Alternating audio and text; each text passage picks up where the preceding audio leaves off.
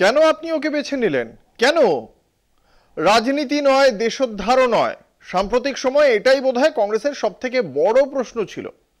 Operation সিঁদুর নিয়ে পৃথিবীর বিভিন্ন দেশে প্রতিনিধি দল নির্বাচন করার ব্যাপারে কংগ্রেসের তরফে শশী থারুরকে বেছে নিয়েছিল বিজেপি নিজেই।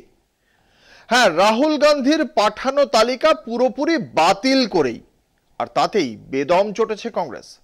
শশী থারুর নাকি মোদিজির স্তব গান গেয়েছেন, আর সেজন্যই ঠাঁই পেয়েছেন প্রতিনিধি দলে। এ তো গেল থারুর চ্যাপ্টার। এরপর রঙ্গমঞ্চে দেখা দিলেন কংগ্রেসের বর্ষিয়ান নেতা সালমান খুরশিদ। সরাসরি বললেন, মোদী সরকার কাশ্মীর থেকে ৩৭০ ধারা রদ করায় কাশ্মীরের উন্নতিই হয়েছে। আরে, এ তো খুরশিদের নিজের দল কংগ্রেসের ঠিক উল্টো কথা। কি হচ্ছে তাহলে? স্বাভাবিকভাবেই বিতর্ক শুরু হয়ে গেছে খুরশিদকে নিয়ে। এবার সেই বিতর্কের জবাবে খুরশিদের মন্তব্য, কঠিন সময়ে দেশের পাশে না থেকে ঘরের লোকেরা রাজনীতিতে ব্যস্ত।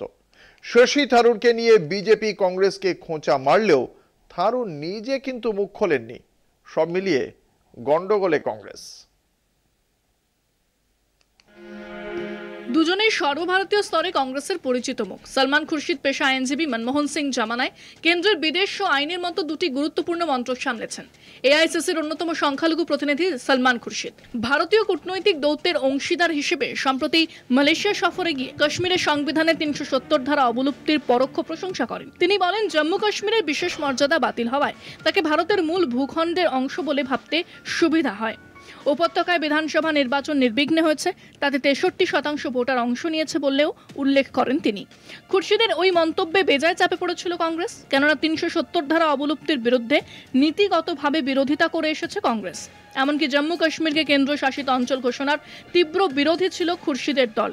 প্রত্যাশিতভাবেই বিজেপি তা নিয়ে কংগ্রেসকে কটাক্ষ শুরু করেছে। এরই প্রেক্ষিতে খুরশিদ সমাজ মাধ্যমে আত্মপক্ষ সমর্থনে পোস্ট করেছেন। সন্ত্রাসবাদের বিরুদ্ধে বিশ্বমঞ্চে সোচ্চার হচ্ছে ভারত, কিন্তু দুঃখের বিষয়, এই কঠিন সময়ে পাশে না থেকে ঘরের লোকেরা রাজনীতি করতে ব্যস্ত।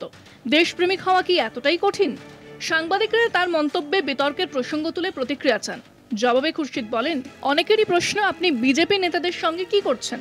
আমি তাদের বলতে চাই, আমরা দেশের জন্য কাজ করছি, আর দেশের জন্য কাজ করলে বাকি সবই অর্থহীন। দলের অন্যতম বরিষ্ঠ নেতা সালমান খুরশিদের এই ব্যাখ্যায় কংগ্রেসের অস্বস্তি বাড়বে বলে মনে করা হচ্ছে। একইভাবে অস্বস্তি শশী থারুরকে নিয়েও। আগামী বছর বিধানসভা ভোট কেরলে। বেশ কিছুদিন যাবৎ তিরুবনন্তপুরমের সাংসদ শশীর মুখে প্রধানমন্ত্রী নরেন্দ্র মোদীর স্তুতি শোনা গিয়েছে। একই সঙ্গে দলের অনুমোদন না নিয়ে তিনি কেন্দ্রে তৈরি সর্বদলীয় প্রতিনিধি হিসেবে বিদেশে গিয়ে পাক মোকাবেলায় মোদীর প্রশংসা করেছেন। এখন দেখার, এআইসিসি দেশে প্রত্যাবর্তনের পর দুই নেতার ক্ষেত্রে কি পদক্ষেপ করে। কলকাতা টিভি।